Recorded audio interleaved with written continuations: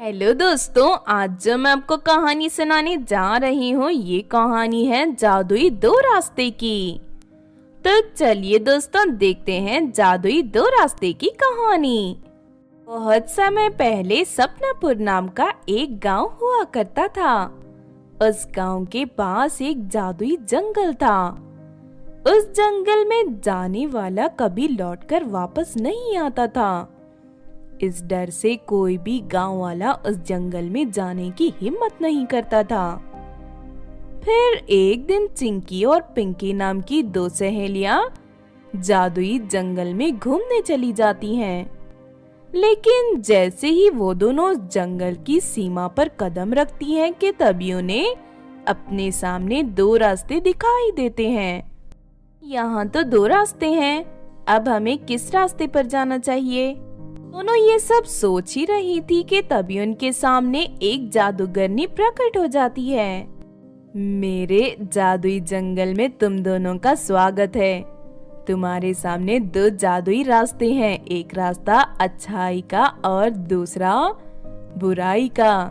तुम दोनों को अपने लिए कोई एक रास्ता चुनना होगा। अच्छाई के रास्ते पर तुम्हें एक बुढ़िया मिलेगी जो तुम्हें अनोखा ज्ञान देगी, ऐसा ज्ञान जो तुम्हारी जिंदगी को पूरी तरह बदल कर रख देगा। बुराई के रास्ते पर हमें क्या मिलेगा? बुराई के रास्ते पर तुम्हें एक चुड़ैल मिलेगी, उसके पास ढेर सारा खजाना है। कहो अब तुम दोनों कौन सा रास्ता चुनोगी? मैं तो खजाना लेने बुराई के रास्ते पर जाऊंगी, क्योंकि दुनिया में दौलत ही सबसे अहम है। मुझे उस बुढ़िया के बेकार की ज्ञान की कोई जरूरत नहीं। पिंकी, तुम किस रास्ते पर जाना पसंद करोगी? मैं अच्छाई के रास्ते पर जाऊंगी। मेरी माँ ने मुझे बचपन से सिखाया है कि दुनिया में ज्ञान से बढ़कर कोई चीज नहीं होती। तरह दोनों सहेलियां अपना अपना रास्ता चुन लेती हैं। पिंकी अच्छाई के रास्ते पर चलने लगती है। थोड़ी दूर जाने के बाद उसे एक बीमार बुढ़िया मिलती है। वो बुढ़िया पिंकी से अपने घर के काम करने के लिए कहती है। पिंकी खुशी खुशी उस बुढ़िया की मदद करने लगती है। उसके बाद पिंकी से खुश होकर वो बुढ़िया उसे ढेर सारा ज्ञान की बातें बताने लगती है। दूसरी तरफ चिंकी बुराई के रास्ते पर चलते हुए एक चुड़ैल के पास पहुंच जाती है।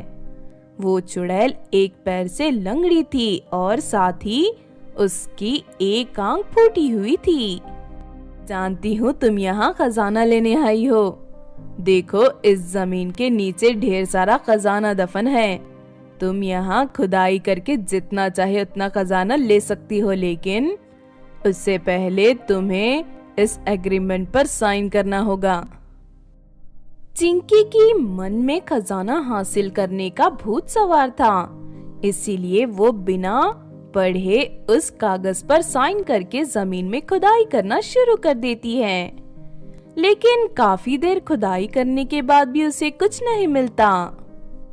खुदाई करते करते तो मेरी हालत खराब हो गई, लेकिन अभी तक मुझे खजाना नहीं मिला। सुनते ही चुड़ैल हंसने लगती है। मैंने तुमसे झूठ बोला था, यहाँ कोई खजाना नहीं है। चलो एग्रीमेंट के मुताबिक मुझे अपनी एक आंख और एक पैर दे दो। इस एग्रीमेंट पर साफ साफ लिखा है कि इस जमीन पर खुदाई करने के बदले तू मुझे अपनी एक आंख और एक पैर देने वाली है। नहीं, मैंने तो एग्रीमेंट पढ़ा ही नहीं। लेकिन तुम्हें इस एग्रीमेंट के बारे में मुझे सब कुछ पहले ही बता देना चाहिए था। खजाने का लालच देकर तुमने मेरे साथ धोखा किया है। हाँ, क्योंकि मैं एक धोखेबाज चुड़ैल हूँ, लेकिन ये सब तेरे लालच की वजह से हुआ है। तुझे एग्रीमेंट पहले ही पढ़ लेना चाहिए था। लगता है तू भूल गई कि तू बुराई के रास्ते पर चल रही है। यहाँ तुझे धोखे के सिवा और कुछ नहीं मिलेगा। ना कहकर चुड़ैल चिंकी का एक पैर काटकर अपने पैर में लगा लेती है और उसके बाद उसकी एक आंख निकालकर उसे अपनी फूटी हुई आंख की जगह लगा लेती है। तुझे बुराई के रास्ते पर चलने का सबक मिल चुका है, अब तू यहाँ से चली जा। फिर थोड़ी देर चलने के बाद दोनों सहेलियां वापस उसी जगह पर पहुंच जाती हैं जहां से उन्होंने चलना शुरू किया था। पिंकी पहले से कहीं ज्यादा खूबसूरत दिख रही थी और उसके चेहरे पर एक अजीब सा तेज था। वहीं दूसरी तरफ चिंकी अपनी एक टांग और एक आंख गंवाकर पूरी तरह बदसूरत बन चुकी थी। इस तरह दोनों सहेलियों को उनके द्वारा चुने गए रास्ते का फल मिल जाता है। तो आपने देखा दोस्तों जादुई दो रास्ते की कहानी। इस कहानी से हमें ये सीख मिलती है कि दौलत का लालच इंसान की अक्ल पर हावी होकर उसे बुराई के रास्ते पर चलने के लिए मजबूर कर देता है। अगर ये कहानी आपको अच्छी लगी हो तो जरूर लाइक करें और हमारे चैनल छोटू टीवी को सब्सक्राइब भी कर लें। और हाँ दोस्तों, हमें कमेंट करके जरूर बताना कि आपको कहानी कैसी लगी। हेलो दोस्तों, आज जो मैं आपको कहानी सुनाने जा रही हूँ ये कहानी है गर्भवती राजकुमारी की। तो चलिए दोस्तों देखते हैं गर्भवती राजकुमारी की कहानी। राजकुमारी चारुलता प्रताप नाम के एक लड़के से प्रेम करती थी।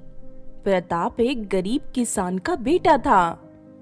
जब ये बात राजकुमारी की सौतेली माँ को पता चलती है तो वो गुस्से से आग बबूला हो जाती है। चारुलता, उस गंवार लड़के के साथ तुम्हारे प्रेम के चर्चे पूरे राज्य में हो रहे हैं। आज तुम्हारी वजह से हमारे खानदान की नाक कट गई। लेकिन माँ, प्रताप बहुत अच्छा लड़का है, आप एक बार उससे मिलकर देखिए, आपको बहुत पसंद आएगा। मुझे उस गंवार से नहीं मिलना, मैं इस राज्य की महारानी हूँ और किसी ऐरे गहरे नट्टू गहरे को अपना दामाद नहीं बनाऊंगी। तुम्हारे सामने दो रास्ते हैं, या तो तुम उस लड़के को भूलकर मेरी पसंद के राजकुमार से शादी कर लो, या फिर इस महल को छोड़कर हमेशा के लिए चले जाओ। माँ, मैं प्रताप से सच्चा प्रेम करती हूँ और उसे धोखा नहीं दे सकती, इसीलिए मैं आपका महल छोड़कर हमेशा के लिए जा रही हूँ। ना कहकर चारुलता महल छोड़कर चली जाती है और अगले दिन प्रताप से शादी करके उसके घर में रहने लगती है। इस तरह कुछ दिन बीत जाते हैं और फिर एक दिन राजकुमारी चारुलता गर्भवती हो जाती है। जब ये बात महल के मंत्रियों को पता चलती है तो वो राजकुमारी को वापस महल में लाने के लिए उसकी सौतेली माँ से विनती करते हैं। महारानी जी, राजकुमारी इस समय गर्भवती है। राजकुमारी के अलावा इस राज्य का कोई दूसरा वारिस नहीं है, इसीलिए आप राजकुमारी को महल में वापस ले आइए ताकि राजकुमारी के होने वाले बच्चे को यहाँ का राजा बना सके। नहीं नहीं, मैं ऐसा कभी नहीं होने दूंगी। मैं अपनी बहन के बेटे को इस राज्य का राजा बनाऊंगी। सुनते ही सभी मंत्री भड़क उठते हैं। आप क्या कह रही हैं महारानी जी? हम किसी भी बाहर वाले को अपना राजा नहीं बनाएंगे, इसीलिए बेहतर होगा कि आप राजकुमारी को यहाँ ले आइए। हम उसी के बच्चे को यहाँ का राजा बनाएंगे।